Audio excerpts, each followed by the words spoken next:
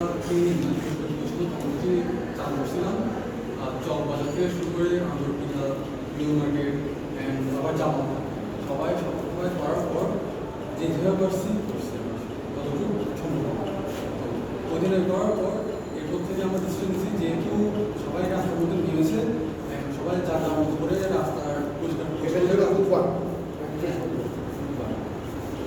এরপর হচ্ছে পরের দিন বৃহস্পতিবার তো বৃহস্পতিবার মানে দুবার রাতের কথা আমরা ডিসিশন নিয়েছি যে আমরা হচ্ছে যে নিজেদের কলেজটা আগে ঠিক করবো নিজেদের কলেজটা যত সুন্দরভাবে করবো এরপর বাকি যা পারি বৃহস্পতিবার এসে হচ্ছে যে আমাদের কলেজের আশপাশ পরিষ্কার করার চেষ্টা করছি করার পর হচ্ছে যে আমরা চিত্রাঙ্কন আবার গ্রাফিটি এগুলো সবগুলার করছি কিন্তু ওই বৃষ্টি হওয়ার কারণে প্রপারলি করতে পারি তো আফ করার পর এরপর কিছু বস্তু ছিল আর সুন্দরতা ছিল আর সিচুয়েশন খারাপ হওয়ার কারণে মেয়েরা যেহেতু আছে ওখানে আমরা কম্পিটিশন শেষ করার পর শুক্রবারটা স্কিপ করে আজকে আবার বাদ বাকি যা যতটুকু ছিল ওভাবে সবকিছু কমপ্লিট করছি কলেজ অ্যান্ড সব এখন পর্যন্ত চলতেছে তো আজকে এইগুলো শেষ হওয়ার পর আমরা আপাতত আর করতেছি না কারণ হচ্ছে যে যারা সিনিয়ররা আছে ওরাও অবশ্য ওদেরকে সুযোগ দেওয়া দরকার কারণ ওরাও করতে যাচ্ছে তো যার কারণে আমরা আমাদের দিক থেকে আমাদের যুক্ত করছি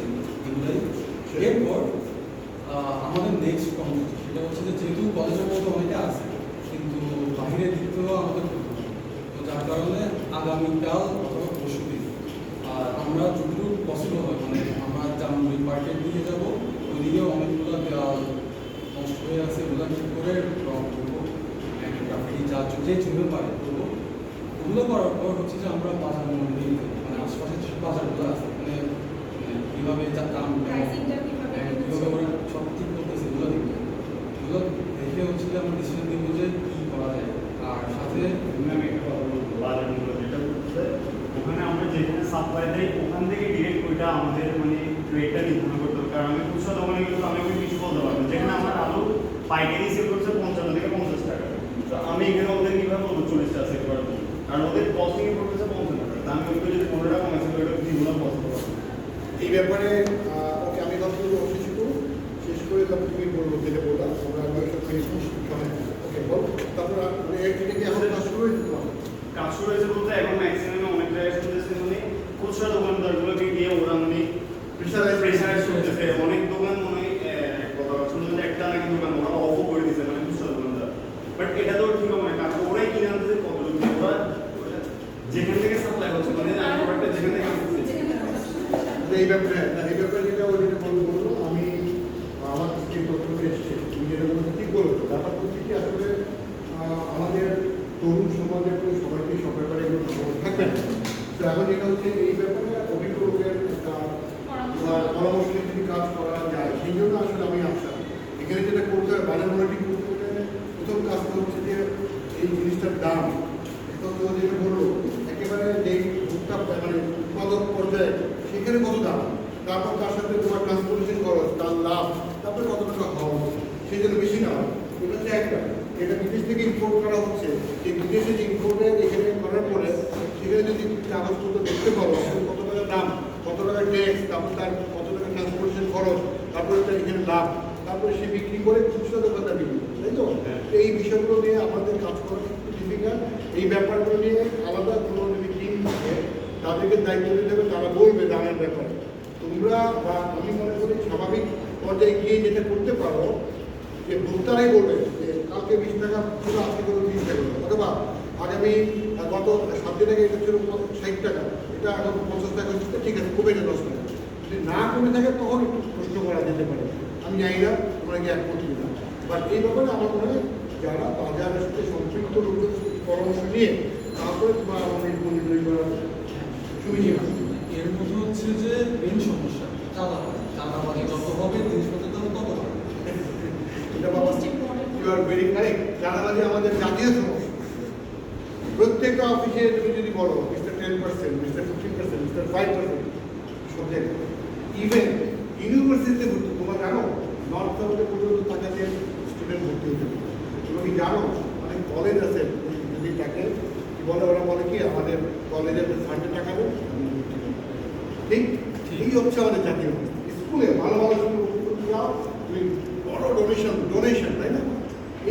থেকে বের করা আমাদের তোমার আমার দ্বারা এখন সম্ভব হবে না। আমরা মনে করি এটা সরকার আরও শিক্ষার যারা দায়িত্ব নিয়েছে, শিক্ষার দায়িত্ব নিয়েছেন তারা বসুক, তারা একটা গাইডলাইন তৈরি করুক। আমাদের তরফ থেকে গ্রাউন্ড তরফ থেকে তোমরা স্টাডি করে একটু দয়া করে নোট করো তোমাদের তরফ থেকে সাহায্য করতে, ঠিক আছে? তোমাদের ইনপুটগুলো যেন ওরা পায়, সেই জন্য আমি সমন্বয় থেকে চাচ্ছি সেক্টর সমন্বয়ের মাধ্যমে এই তোমাদের কথাগুলো যেন তারা জেনে নিতে পারে। আমার একটা হচ্ছে যে আমার কাছে মনে হয় যে চাঁদাবাদী যেসব জিনিসগুলো, যেহেতু আমি তো এখন নিজেদেরকে খুব পাওয়ারফুল মনে করে হচ্ছে যে নিজেদের পাওয়ার খাইতে দুইটা বাজার যায় চাঁদাবাদী কথা বলছে। আমি ভিডিও করতেছি, লাইভ নেটওয়ার্ক করতেছে না। আচ্ছা, আমি সাহায্য নিয়ে যদি এই চাঁদাবাজিটা অফ করার ব্যবস্থা করা যায় তাহলে কিন্তু আমাদের কাঁচা বাজার থেকে শুরু করে বাকি সবগুলো কিন্তু অফ করতে পারবে। সাথে ওই যানবাহন যেগুলো লোকালের চাঁদাবাজিগুলো অফ করতে পারবে। তোমাদের লোকালে যদি চাঁদাবাজিটা কমে, আমাদের ট্রাফিকও কমবে। তোমাদের তরফ থেকে কেউ যদি বলতে চাই ব্যাপারে কীভাবে চাঁদাবাজি কমানো যায়? আচ্ছা, আমি একটু অ্যাড করতে চাচ্ছি। আমরা প্রত্যেকটা আমাদের নিকটস্থ এলাকার যারা আছে বিভিন্ন, আমরা তো এক একজন এক এক এরিয়া থেকে এসেছি, তো এখন যে এরিয়াগুলো থেকে এসেছি ওখানে একটা 6 জন বা 8 জনের একটা টিম করা হয়। ওই টিমটা বিভিন্ন সেক্টরে গিয়ে দোকান হতে নিয়ে, কোচিং হতে নিয়ে, সিএনজিওয়ালা, রিক্সাওয়ালা, প্রত্যেকটা সেক্টরের মধ্যে এক একদিন গিয়ে ওদের কি কমন প্রবলেমসগুলো আছে ওগুলো নোট ডাউন করবে, কারা ওদের কাছ থেকে চাঁদাগুলো তুলতেছে এটা নোট ডাউন করবে, অ্যান্ড ইচ অ্যান্ড এভরিথিং। এর মধ্যে আমাদের সাহায্য লাগবে আর্মিদের, Yes, কারণ of course, বিপদ যদি হয় আমাদের আর্মির অবশ্যই চাই। সাহায্য লাগবে। আচ্ছা, গুড। আমি তোমার সাথে সবাইকে কষ্ট করে জিজ্ঞেস করি, ওকে, বাট তোমার কাছ থেকে বলো এখন এই মুহূর্তে কি চ্যালেঞ্জ, কী কাজ করা দরকার জরুরি? জরুরি কি আসলে ওই এলাকায় সবাই চাচ্ছে নিজের রাস্তাকে ক্ষমতাটা ঢুকাতে যাচ্ছে সবাই এলাকাকে। তো আসলে এটা যদি আমাদেরকে কমিটি একটা করে দেওয়া হয়, এবং যদি আমাদের কমিটির মাঠে আছে পার্শ্ববর্তী যারা প্রতিটা এলাকায় একটা কমিটি থাকে, পাশের এলাকায় এলাকার কমিটিগুলো যদি একসাথে জড়ো হয়ে যেতে পারে। কমিটি করতে হবে প্রত্যেক এলাকা, হ্যাঁ? ওকে, আমার কথা হচ্ছে আমরা ছোট দেওয়াল রং করতেছি, কিছু পর হচ্ছে আপনার অন্য ধরনের পোস্টার, ব্যানার এগুলো সব আপনার চলে যাবে। এটা যদি কোনো একটা রেড করা হয় আদালত পোস্টার, তোমার কথা হচ্ছে তোমরা যে গ্রাফিতি করছো কোনো রাজনৈতিক দল যেন এসে ওগুলা থেকে না থাকতে পারে, অ্যাডভার্টাইজিং গ্রুপও যদি হোক না, কোনো দল অথবা ব্যবসায়িক গ্রুপ ওগুলো যেন না থাকে, ওগুলোকে আমাদের জাতীয় সম্পদ হিসেবে পাহারা দিতে হবে।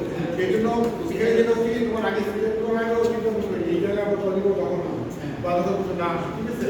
ওকে, নেক্সট হবো আচ্ছা, এখানে ট্রাফিক যেটা বলছেন, ট্রাফিক বাস ট্রাক এগুলো এখানে আমাদের এখানে যে বাসের মধ্যে প্রতিনিধিত্ব মানে ভাড়া নিচ্ছে। ইন্টারনেট লোকাল বাসগুলো যে আমরা ক্যাপাসিটি বেশি ওরা এই মুহূর্তে আমি বলবো বাবা, গাড়ি ঘোড়া কম আছে, হয়তো আমরা ওইটা ইগনোর করবো, কিন্তু ভাড়া যেন বেশি না হয় এটা খেয়াল করতে হবে।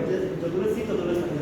রাইট, ওটা সিটের ব্যাপারটা আপাতত যদি সাফিসিয়েন্ট গাড়ি থাকে তাহলে তুমি যেটা বলেছো সেটাই আমরা মানে বাস্তবায়নের চেষ্টা করতে হবে। এইভাবে বলো, তোমার পয়েন্ট যেটা বলো, হোয়াট ইজ আওয়ার চ্যালেঞ্জ, কি চ্যালেঞ্জ বলো? আমার পয়েন্ট সবার সাথে ভিন্ন হতে পারে। আমার কথা হলো আমরা ছাত্র এখন আসি, ওদের নন স্কুল খুলবে, কলেজ খুলবে, তো আমরা চলে যাবো। এখন মূল কথা হলো দেশটা কীভাবে থাকবে, এই সরকারের কাছে। বাট দেশের জনগণ যদি ওদের মধ্যে মূল্যবোধ না আনতে পারে যে আমরা ব্যানার লাগাবো না, আমরা লোকাল বাসে বেশি মানুষ উঠবো না, আমরা ট্রাফিক আইন মেনে চলবো, আমরা ফুটপাতে চলবো, ওইটা যদি আমরা জনগণকে শিখাতে পারি সেক্ষেত্রে সরকারও লাগবে না, জনগণই সরকার চালাবে। আমার কথা হলো আমাদের বিশেষ করে ইয়ুথকে, ওরা ওদের বাবা মাকে ইনফ্লুয়েন্স করবে, ভাইকে ইনফ্লুয়েন্স করবে, চাচাকে ইনফ্লুয়েন্স করবে যে আমরা ট্রাফিক মানবো, আমরা নিয়ম মেনে চলবো। রাইট, তুমি যেটা বলেছো সেটা হচ্ছে যে আমাদের সাধারণ মানুষের মধ্যে আমাদের ঘর আমাদের মনে হয় শেষ না। হ্যাঁ, আমরা এখন আমরা রোড সাজিয়েছি, আমরা ব্যানার সাজিয়েছি, আমাদের কাজ হলো আমাদের ঘর সাজানো, আমাদের বাবা মাকে সাজানো। উনি বলুন, উনি বলুন দিদি, উনি ওনার বলো। না না, আমার কথা ছিল আমি ওর সাথে একদম একমত, কারণ আমরা ঘর থেকেই সবগুলো জিনিস আমাদের গুছাতে হবে। বিশেষ করে আমি যেটা বলবো ডিসঅনেস্টিটা, মানে আমার ফ্যামিলি পার্সনকে আমি প্রোটেক্ট করবো যে তুমি ডিসঅনেস্ট হতে যাবো না, খারাপ কাজ করবো না, মানে এটা হোক আমার বাবা মা হোক, ভাই হোক, যাকেই দেখবো তাকে আমরা বাসা থেকে চেষ্টা করবো। তাহলে দেখা যাবে যে আমাদের সমাজটা ডে বাই ডে মানে স্লোলি ভালো হবে। কারণ একবারে কিন্তু সব কিছু জঞ্জাল আমরা পরিষ্কার করতে পারবো না, আস্তে আস্তে করতে হবে। আদালতে সব কিছু যে পরিমাণ করাপশন, মানে প্রাইভেট সেক্টর কি গভর্নমেন্ট সেক্টর সব প্রত্যেকটা জায়গায়, মানে আমরা যদি ঘর থেকে করাপশনটাকে কমিয়ে আনতে পারি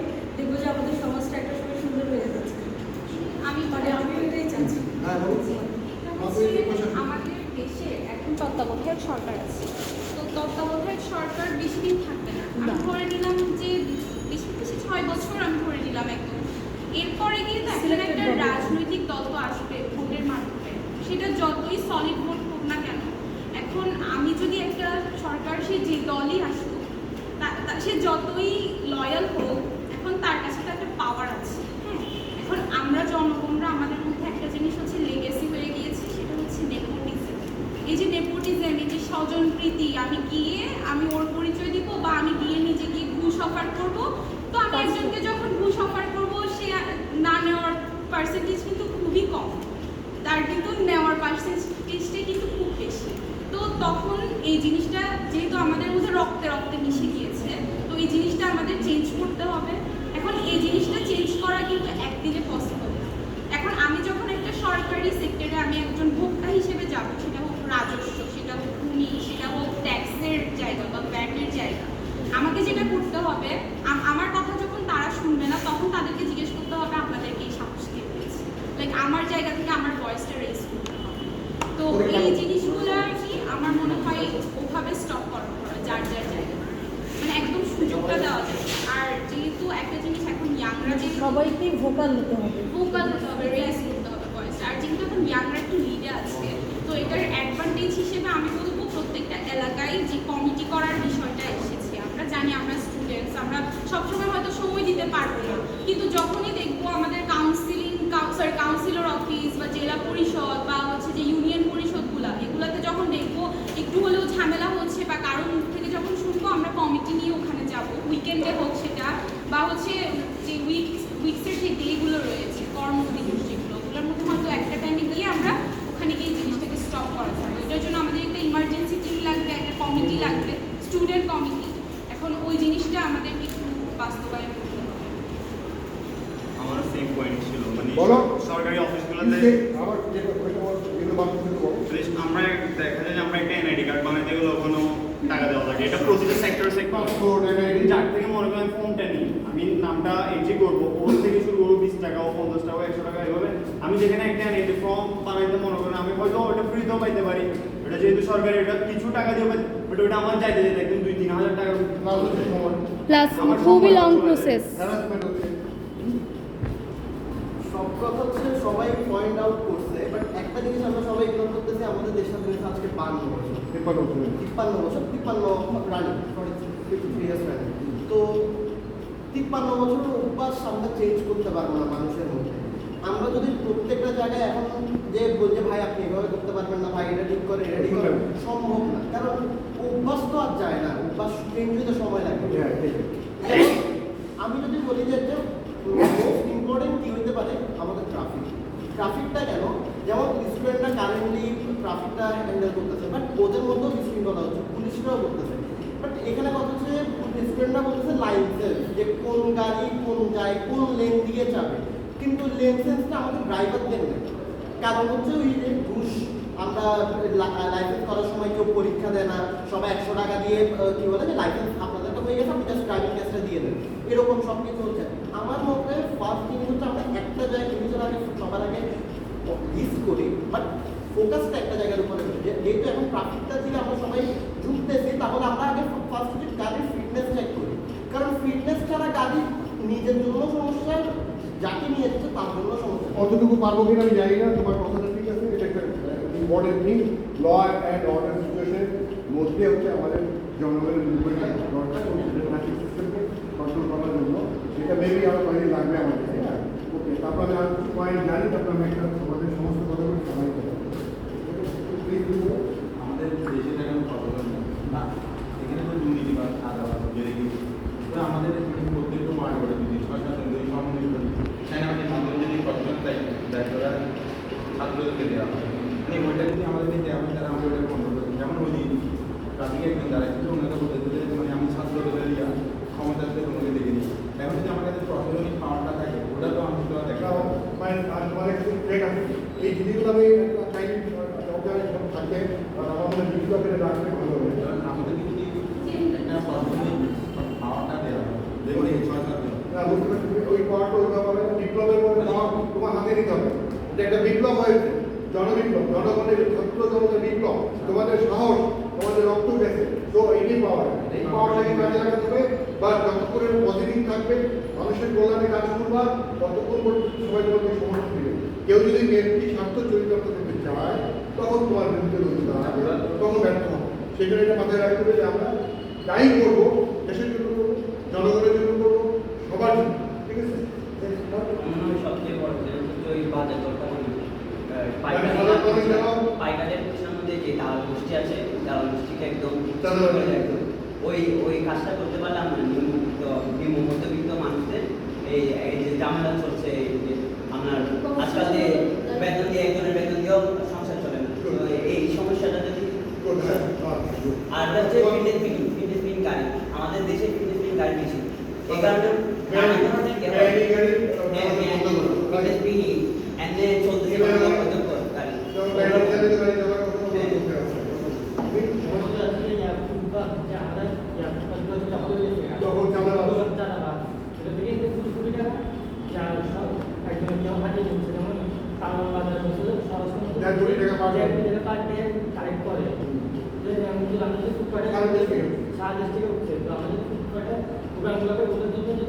ব্যবস্থা করি বা ফুটপাতে গাড়িও চলাচল করতে পারবে, মানুষের নির্বিঘ্নে চলাচল করতে পারবে। আর চাঁদাবাজিটাকে অবশ্যই ভালোভাবে দমন করা উচিত। ওকে, আগে আমাদের যারা সরকারি কর্মচারীরা আছে, তারা তাদের বেতনের পরিমাণটা এত বেশি কম যে তারা ঘুষ বা এই যে বকশিশ সেটাও এটা না নিয়ে পারে। তো আমরা কি এমন কিছু করতে পারি সিস্টেমের মধ্যে যেটা আসলে মানে ওদের সংসারও চলবে, ওরা সৎ থাকতে পারবে। সরকার অবশ্যই এই ব্যাপারে চিন্তা করবে, বা কোনো পয়সা আমাদের লোক রাখতে হবে, তাদের এই সমস্ত দাবিগুলো সরকারের কাছে যাবে আমাদের কোঅর্ডিনেটের মাধ্যমে, এবং তারা সরকারের জন্য এই বিষয়টি চিন্তা করে বেতন স্কেল যেন বাড়াতে পারে। অলরেডি তোমার গার্মেন্টস সেক্টর থেকে বলা হয়েছে যে তাদের যে ন্যায্য দাবি, যেন একটা সংসার চালাতে কত টাকা লাগে একটা এস্টিমেট করুক, ওটা মিনিমাম একটা ওয়েজ ঠিক করা উচিত গার্মেন্টস সেক্টরের মধ্যে। এবং গার্মেন্টস যদি চিন্তা করো, তাহলে অন্যান্য সমস্ত শ্রমিক আছে, শুধু গার্মেন্টস প্রায় না, তাই না? তা তোমরা আর কিছু করার পয়েন্ট আছে? আরেকটা জিনিস হচ্ছে যে আমাদের গত কয়েক বছরের মধ্যে মুদ্রাস্ফীতি এত বেশি বেড়েছে, যেটার কারণে সাধারণ মানুষ অনেক বেশি প্রবলেম ফেস করছে। এখন এটা কি কোনোভাবে কন্ট্রোল করা যাবে? কারণ এমন অনেক ফ্যামিলি আছে যারা আগে 10 বছর আগে হয়তো বা তাদের যে ইনকামটা ছিল ওটা দিয়ে ভরণ পোষণ করার পর জমাতে পারতো, কিন্তু এখন ভরণ পোষণের টাকাটাও পাচ্ছে না। এখন এটার জন্য কি করা যায়? ওকে, ঠিক আছে, চলো আমরা আমাদের স্টুডেন্ট পড়ালেখার পাশাপাশি একটা পার্ট টাইমে কিছু করার ব্যবস্থা করা যায়। এটা আসলে আমি অ্যাড করতে চাচ্ছিলাম যে হ্যাঁ, যেমন আমি নিজেও হচ্ছে ওকে, সো আমি হচ্ছে কমার্স কলেজে অনার্স সেকেন্ড ইয়ারের স্টুডেন্ট, প্লাস আমি হচ্ছে গ্রামীণ ফোনে হেল্পলাইন 1 জব করি। আমি একসাথে করতেছি, আমি স্কুলে স্কাউটিং করছি, কলেজে বিএনসিসি করছি। আমার কথা হচ্ছে আমি সব করব, আমার সব জানতে হবে, সব করতে পারতে হবে। এখন আমরা স্টুডেন্ট যদি এই সবের মধ্যে লেগে থাকি, পড়ালেখাও হ্যাম্পার হবে, প্লাস এখন কোথাও গেলে সব জায়গায় এক্সপিরিয়েন্স খুঁজে। আমার কথা হচ্ছে আমাকে আগে ফ্রেশার হিসেবে অ্যাকসেপ্ট করেন, আমাকে ফ্রেশার হিসেবে যখন অ্যাকসেপ্ট করবেন তখন আমি কাজ করে এক্সপিরিয়েন্সটা নিতে পারবো। সব জায়গায় এক্সপিরিয়েন্স করলে আমি কোথায় এক্সপিরিয়েন্সটা মানে গেইন করবো। সো আমার কথা হচ্ছে সব কিছু করতে হবে অনলাইন অফলাইন। এখন আমাদের অনলাইন অফলাইন আমরা অনেক কিছুই করতেছি, সেটা আমরা মেয়েরা হই, ছেলেরা হই, আমরা গ্রুপ হই, আমরা যাই হই। আমাদেরকে হচ্ছে যে হ্যাঁ, স্বাধীনতা অর্জন করা থেকে রক্ষা করা অনেক কঠিন। আমরা এত কষ্ট করে এটা অর্জন করলাম, যেভাবে পেরেছি সেভাবে করেছি। এখন সবাই যেভাবে আলাদা আলাদা সেক্টর নিয়ে কাজ করছি, আমাদের নিজেকেও নিয়েও ভাবতে হবে, আমাদের পরিবারকে নিয়েও ভাবতে হবে, আমাদের নিজের স্কিলকে নিয়ে ভাবতে হবে। এই প্লাস অনেক আছে, গোল্ডেন অনেক আছে, কিন্তু যেখানে স্কিলস বেশি সেখানেই কিন্তু সে সব জায়গায় আগায় যাবে। এটার জন্য আমি লড়াই করলাম যে আমি বেশি যদি মেধাবী হই, আমি যদি আমার কাছে যদি দক্ষ থাকে আমি যাব, কেন কোটা আসবে না, কেন আমি যাব? কারণ আমার দক্ষতার জন্য যাব। ওই দক্ষতাটা তো আমাকে করে নিতে হবে। ওটা যদি আমাকে ঘরে বসে আসি শিখতে দিয়ে যাবে না, ক্লাসে কেউ আমাদেরকে শিখাই দিয়ে যাবে না, আমাদের করে নিতে হবে, আমার আগ্রহ থাকতে হবে। ওকে, ঠিক আছে, আমি একটু সামারাইজ করি। মা বললো তুমি ধরো এটা একটু প্লিজ। ওকে, এতক্ষণ ধরে আমরা যে আলোচনাটা করলাম, এইখান থেকে যে পয়েন্টগুলো নিয়ে আমরা আলোচনা করেছি, আমি সেটা সংক্ষেপ করি। প্রথম কথা তোমরা যেটা বলেছো যে আমাদের এই মুহূর্তে ইমিডিয়েট কী করণীয় সেটা ঠিক করতে হবে সবার। যেটা সেন্ট্রালি করছে সরকার, আমরা আমাদের এলাকায় চলে যাচ্ছি। দেন হচ্ছে লং টার্মে কী করণীয় হচ্ছে, এবং সেটা কিছু আছে মিড টার্ম, হয়তো উইদিন 6 মান্থ, 1 বছর ছিল, কিছু আছে আরও সময় হ্যাঁ রিফর্ম করতে গেলে অনেক ব্যাপার আছে। তো প্রথম কথা হচ্ছে আমাদের এখন তোমার এই কথাগুলো বললাম, ট্রাফিক কন্ট্রোলে আমাদের আনতে হবে, বাজার কন্ট্রোল আনতে হবে। ট্রাফিক কন্ট্রোল আনতে গেলে সেটা আমি মনে করি টিম করতে হবে। আমি কালকে যেটা বলে আসছিলাম যে আমার মনে হয় সবচেয়ে বেশি অর্গানাইজ যদি আমি করতে চাই, তাহলে প্রত্যেকটা এই পুরো চিটাগং সিটির মধ্যে আমরা শুধু চিটাগং সিটিকেই চিন্তা করি, যদি আমি বাকি সব জায়গায় জানার মধ্যে এলাকা কিন্তু করবো, সিটিতে যদি বেশি মানুষ বসবাস করি আমরা, তাহলে এই এলাকাটাকে ভাগ করে সেখানে প্রত্যেকটা এলাকার জন্য একটা কমিটি করে দেবে। সেই কমিটির মধ্যে ছাত্ররা থাকবে, যুব সমাজ থাকবে, এবং এলাকায় যারা সত্যিকারের ভালো লোক হিসেবে পরিচিত, সে হয়তো কিন্তু অন্য দল করতো, যদি সে পজিটিভে আসে তাদেরকে অন্তর্ভুক্ত করতে হবে। এবং আমাদের যারা ওই এলাকার গার্জিয়ান মুরব্বী, ওই সমস্ত ছাত্রদের তাদেরকেও সম্পৃক্ত করতে হবে। আমি যেটা মনে করি যে ইভেন যারা ধরো উপাসনালয়ের ইমাম থাকেন, মসজিদ থাকেন, ওনাদের যদি অন্তর্ভুক্ত করি, বিপদের সময় যেন মসজিদ থেকে তোমার মাইকে ঘোষণা দিতে পারে, কেন এখানে ডাকাত আসছে, এখানে চোর আসছে, এখানে খারাপ লোক আসছে, এখানে আক্রমণ করেছে, যেন সবাই যখন ঝাঁপাই করতে পারে। এই একটা জিনিস প্রথম আমাদের করা দরকার, যেন এই দেশের যারা মাইনরিটি বলে নিজেদেরকে মনে করছে, ভয় পাচ্ছে, সবার জনমনে একটা যেন আতঙ্কগ্রস্ততা ভাব থেকে চলে যাবে। কেন যেহেতু আমাদের এখন পুলিশ যারা সবচেয়ে বেশি আমাদের জনমানুষের দোষের মধ্যে পড়েছে, তাদের বাহিনী এখন ওই তাদেরকে ফিরে আনতে হবে। এবং দেশে তো আসলে যতটাই বলি পুলিশ তাদের রাষ্ট্র করতে পারে। এখন যারা একটা হচ্ছে রাজনৈতিক শূন্যতা, তারপর হচ্ছে গিয়ে দেখো প্রশাসনিক শূন্যতা, এবং প্রশাসনিক শূন্যতা একটা হচ্ছে আমাদের সচিবালয়, ওগুলো কাজকর্ম ঠিকমতো হচ্ছে না। নতুন যারা তত্ত্বাবধায়ক সরকার দায়িত্ব নিয়েছে, আমার মনে হয় বেশ কয়েকটি সময় লাগবে। এই সময়টার মধ্যে ওনারা ওনাদের মধ্যে চিন্তা করছেন, প্রথম যেটা হচ্ছে সেম জিনিস, রাষ্ট্রের সেফটি, সিকিউরিটি, সার্বভৌমত্ব, যেগুলো আমাদের কাজ করছে, নিরাপত্তার জন্য বর্ডারে বর্ডার গার্ড কাজ করছে, বা যেটা জননিরাপত্তার জন্য করছে, সেই পুলিশ বাহিনীর সময় লাগবে। তারপর আমি যতটুকু জানি 660টার মতো থানা, 400 থানা তোমার হচ্ছে ডিস্ট্রয় অথবা আপনি ডিস্ট্রয়, এবং সেখানে কোনো পুলিশ বাহিনী নেই। সেনাবাহিনী এত সংখ্যা নাই, সব থানা তারা চালু করতে পারবে। তারা কিছু কিছু সহায়তা দিচ্ছে, এবং কিছু কিছু যারা পুলিশ ভালো ছিল তারা অলরেডি জয়েন করেছে। আশা করি ধরো পুলিশের কার্যক্রম শুরু হবে। না হলে কী হবে, ধরো তোমাদের অনেক আত্মীয় স্বজন, আমাদের অনেক আত্মীয় স্বজন দেশের বাইরে পড়ে, কেউ ভিসা করতে যাবে, ক্লিয়ারেন্স লাগবে, এটা বন্ধ হয়ে আছে, এটা তো লাগবে আমাদের, তাই না? তুমি একটা ক্লিয়ারেন্স করতে, সামাজিক চাকরি করতে গেলে পুলিশ ক্লিয়ারেন্স লাগবে, অনেক কিছু। পুলিশ প্রত্যেকটা কাজের সাথে সম্পৃক্ত, বাট পুলিশ সবচেয়ে বেশি দুর্নীতি পাচ্ছে, যেটা থেকে আমাদের যেমন এই ক্লিয়ারেন্স করতে গেলে আমাদের যে পুলিশের পাসপোর্ট করতে যাও, ভিসা করতে যাও, চাকরি করতে যাও, লাগবে। একটা বিষয় এডিশনাল করতে চাই, 2021 সালে তো আমি এইচএসসি দিই, তো এইচএসসির আগে হচ্ছে চকবাজারে আমরা সবাই কোচিং করি, আমরা জানি ওটা একটা কোচিং কেন্দ্র। গুলজারের সামনে হেঁটে যাচ্ছি, ব্যাগের থেকে ফোন চেন খুলে পথ শিশু ফোন নিয়ে চলে গেছে। সবাই বলতে ফোন নিয়ে যাচ্ছে, কিন্তু কেউ আগায় আসে নাই। আমি একা মেয়ে দৌড়াইছি, যখন আমি আমার সেন্স আসছে সেটা, আমি তো দৌড়াচ্ছি রাস্তায়, আমার দিকে মানুষ তাকায় আছে, আমি চিৎকার করতেছি, আমি গিয়ে থামছি, দেখে ওখানে থানা। আমাকে ওখানকার মানুষজন, ওখানে হচ্ছে একটা ভ্যান থেকে সবাই তরকারি নিচ্ছিল, আমাকে বলে তুমি থানায় যাও, এখন যদি ইনসিডেন্ট হয়েছে ওরা হচ্ছে এটা নিয়ে একটা স্টেপ নিতে পারবে। আমি তো আসলে কখনো থানায় যাইনি, আমি গিয়ে কী বলবো, ছোটো মানুষ, আপনারা কেউ আমার সাথে আসেন। সাথে সাথে সবাই সরে গেছে, সাথে সাথে সবাই সরে গেছে। একটা ভাইয়া ছিল, উনি হচ্ছে কোথায় চাকরির পরীক্ষা দিতে যাচ্ছিল, আমি ওনাকে আর কখনো পাইনি, আমি যদি ওনাকে অনেক খুঁজে ট্রাই করছি, উনি আমার কাছে আপু আপনি আমার সাথে আসেন। আমি গেলাম, ওখানে একজন মহিলার অফিসার ছিলেন, ফোন হারালে তো ফোন পাওয়া যাবে না। দেন আমি যে কথা বলছি কেন পাওয়া যাবে না, তারপর আমি আমার ফ্রেন্ডকে কল দিলাম, তখন হচ্ছে আমাদের কলেজের র্যাক ডের জন্য আমরা হচ্ছে ফান্ডিং করতেছি, সব ফ্রেন্ডরা ওখানেই ছিল চকবাজারে। দেন আসছে, এসে বলে আপনারা জানেন আমরা কে? তোমরা কে এখানে গলা উঁচু করে কথা বলতেছো কেন? বলছে এটা যেরকম আপনাদের জায়গাটা আমরাও জায়গা, আমরা বিএনসিসি ক্যাডেট, আমরা আর্মি সেকশন, ঠিক আছে আমরা আর্মি না, but we are part of them, আপনারা এইভাবে কেন কথা বলতেছেন আমাদের সাথে? বলছে পকেটে এখন একটা পকেট, পাঞ্জাবির পকেটে এখন এমন একটা প্যাকেট দিব, পরের 4 বছর এখানে পড়ে থাকবা। এটা একটা লেডি অফিসার বলছে পুলিশে। তার পরবর্তীতে একজন আসেন, ওনার নাম মাহিন, উনি অফিসার ওখানকার। উনি আমাকে বলে আমি তোমার ফোন এনে দিব। ওই দিন রাতেই 12টা বাজে আমাকে কল দিয়ে বলে তোমার ফোন পাওয়া গেছে। পরের দিন আমি গেছি, আমি স্যার আমি আপনাকে কিছু খাওয়াতে চাই। আমি ফার্স্টে মনে করছি টাকা টুকা লাগবে, as I have no knowledge, মানে জিরো নলেজ থানায় কী হয় আসলে। আমার বাবাকে যখন কল দিয়েছি আমার ফোন হারিয়ে গেছে, বলতো কান্না করতেছে কেন, আমার ফোন হারিয়ে গেছে।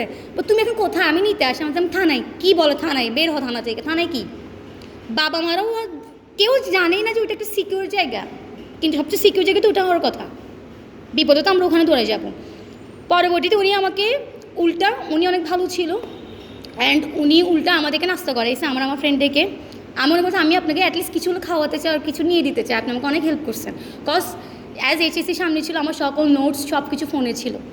তো পরবর্তীতে আমাকে বলছে তুমি আমাকে একটা 5 টাকা পান খাও, আমার কিচ্ছু লাগবে না। আমার এখনও মনে আছে। অ্যান্ড একজন লেডি অফিসার, একজন জেন্টস অফিসার, লেডি জেন্টসের বিষয় না, উনিও একজন পুলিশ, উনি ডিরেক্ট বলছে আমার ফোন পাওয়া যাবে না। আর উনি আমাকে 24 ঘন্টারও কম সময় ফোন কালেক্ট করে দিচ্ছে। দায়িত্ববোধ। আমার পুলিশ ভাই ভালো হতেও পারে, পুলিশ ভাই খারাপও হতে পারে। তোমার কথাটা মানে কি গল্পটা শুনে আমার কি মনে হলো, পুলিশের মধ্যে হয়তো পুরো বডি পচে গেছে, তার মানে ভালো কিছু আছে। ইয়েস, ওইটাই। আমরা সব পুলিশকে খারাপ বলছি না, ওই জন্য হচ্ছে পুলিশের যারা ভালো ছিল তাদেরকে অলরেডি তারা ফেরত আসতে তারা চেষ্টা করছে গঠন করতে। যারা না বুঝে, কেউ গেছে না বুঝে, আর কেউ মনে হচ্ছে আমার উদ্যোতন আদেশ করেছে ছাত্রদের গুলি যাবে, আবার কেউ হয়তো পলিটিক্যালি চিন্তা করছে তাহলে তুমি পলিটিক্স। পুলিশের মধ্যে ছাত্রলীগের অনেক আছে, অনেক করতে চাচ্ছে, তো তারা তো মারছে ডাইরেক্ট গুলি করেছে, যেটা পুলিশের করার কথা না।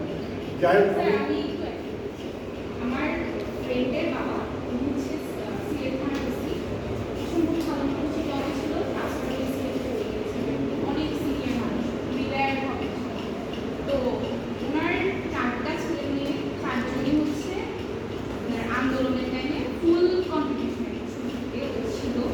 ওদের উপর অনেক মানে আসছে, থ্রেট আসছে, বাট ওর বাবা বলছে যে তোমরা একদম ভয় পাবো না। পুলিশ সিলেট না না অবশ্যই অনেক আছে। এরপর আরো একটা হচ্ছে আপনার রংপুর থানায়, আমার রংপুরে আমার ফ্রেন্ড আছে, ওরা গ্রাফিটি করতে নিয়েছিল। তো গ্রাফিটি করছিল, এখন পুলিশ এসে ওদেরকে পুলিশ ভ্যানে করে ওখানে নিয়ে গেছে। ওকে এমন হয়ে নিয়ে গেছে যে ওদের অর্ডারের মধ্যে পড়ছে, কোনো থেকে অর্ডার আসছে উঠাই নিয়ে যেতে হবে। উঠাই নিয়ে গেছে, যখন আপনার সেন্ট্রালের খবর আসছে যে উঠে নিচ্ছে, এরপরে কি মানে দেখানোর জন্য উঠাই নিয়ে গেছে, বাট ছেড়ে দিচ্ছে। এরকম অনেক অনেক অনেক কাহিনী আছে। আমরা আবার আরেকটু বলবো, গল্প করবো। আপনি যেগুলো কথাগুলো বলছিলাম, আমাদের ইউনিভার্সিটি যে কাজগুলো তোমরা চেষ্টা করো, পাড়াপাড়ায় মিটিং করে এলাকাকে সম্পৃক্ত করো। সেনাবাহিনীর যে দলগুলো আছে সেক্ষেত্রে নাম্বারগুলো আমরা রাখি, যেন বিপদের সময় যেন কল করতে পারি। আমি তো আজকে আমি নির্বাচন পেলাম, আরও বিভিন্ন জায়গায় অলরেডি দেওয়া হচ্ছে, পেপারে দেওয়া হচ্ছে, টিভিতে জানানো হচ্ছে, সব মানুষকে সাহস করতে হবে। বাট একটা জিনিস অ্যাড করতে চাই, সেনাবাহিনীর নাম্বারটাতে আসলে রাতের বেলা কল যায় না।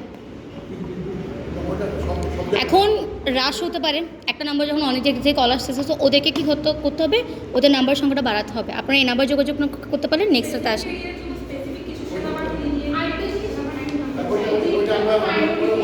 ওরাও জানে বাবা, ওরাও জানে সেনাবাহিনী হচ্ছে ধরো লিমিটেড, আমি হ্যাঁ এতগুলো থানা সেটা নট পসিবল। হয়তো এই জায়গায় গেছে 3-4-5টা দিন এই এলাকায় কাজ করে, তো আপনাকে গেল, তারপর তো ওরা অকুপাই থাকে।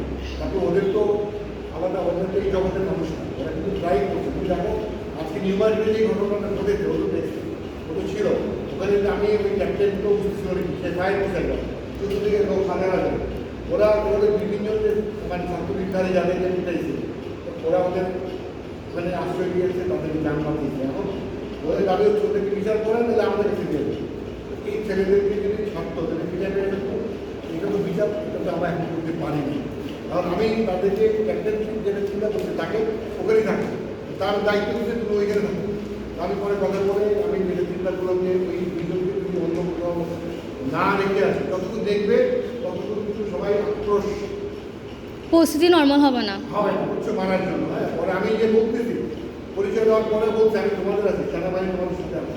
তারপরে কেউ কিছু ভদ্র যারা সরে আসছে, দু একদিন আমার হচ্ছে না, আপনি এখন বিচার করতে বলেন, তাই আমাদের আমার কী করণীয়।